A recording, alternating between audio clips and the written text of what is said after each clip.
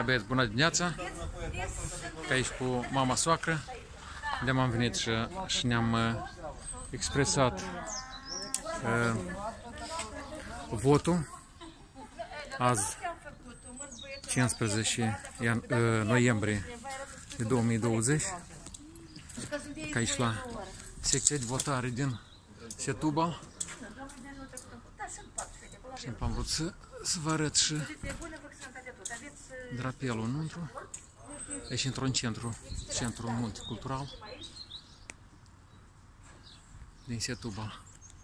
Secția de votare. Ce număr secție de votare are? Ce număr are secția de votare? 4, da, Mariana? 1404. 1404. Sunteți bine? Poftim, aveți pașaport? Să vă arăt un pic și drapelul. Uite-l aici.